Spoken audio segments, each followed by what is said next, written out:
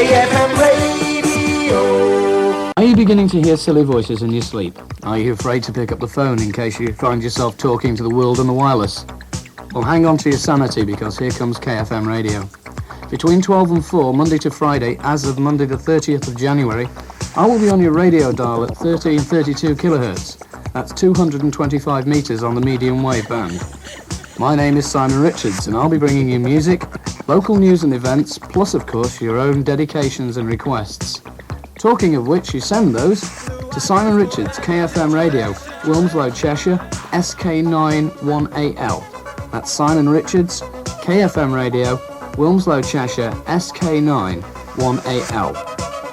I'll be on the air as of 12 o'clock, Monday the 30th of January. I hope you can join me. Sifters Records sell the latest chart singles and albums. They also buy second-hand record collections of any type. Just call into Sifters for a quotation. If you're buying records, whether it be classical, rock, or pop, you really must visit Sifters Records at 106 Princess Street, Stockport, or 177 Fog Lane, Burnage. Sifters Records, you can't go wrong.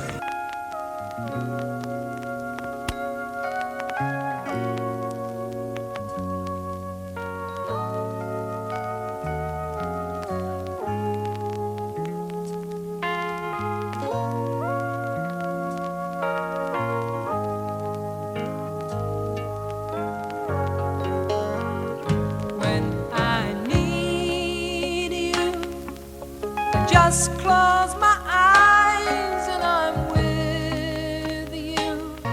It's only a heartbeat away. You're listening to a test transmission from KFM Radio on 1332 kilohertz, 225 metres.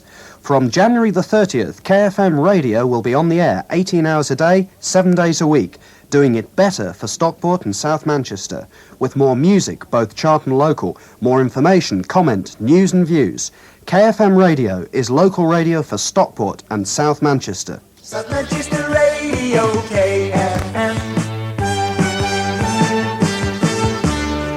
I want you to want me. I need you to need me. Do you take an interest in local events and news in the Stockport and South Manchester area? Are you interested in journalism but perhaps have never been given the opportunity to use your talents? Well, KFM Radio is now looking for someone to become involved in collating and presenting local news and information. If you think you are suitable, then send details of yourself to Nick Catford, KFM Radio, Wilmslow, Cheshire, SK9 1AL. KFM Radio.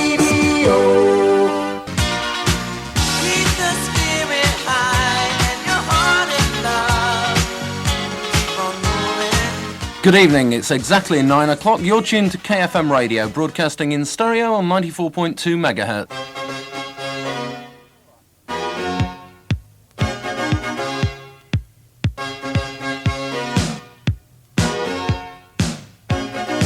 You're tuned to KFM Radio in stereo on 94.2 megahertz VHF, and we're broadcasting to South Manchester. Don't forget, it's a bit empty in here. I think everyone's gone down to the Ash Hotel, Heaton Chapel. That's tonight. Absent Friends are on, and our very own Steve Toon is doing the disco. If you'd like to go down there, that's the Ash Hotel in Heaton Chapel tonight. This is South Manchester's radio.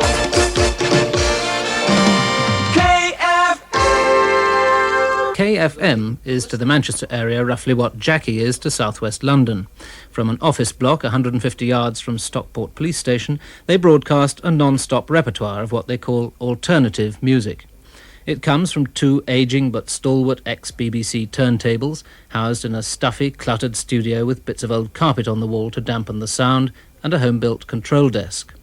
But the VHF stereo signal is loud and clear, for most purposes as good as Piccadilly's, and it's been uninterrupted since KFM was last raided 5 months ago. Like Radio Jackie, KFM pulls in a wide range of small-scale high street advertising.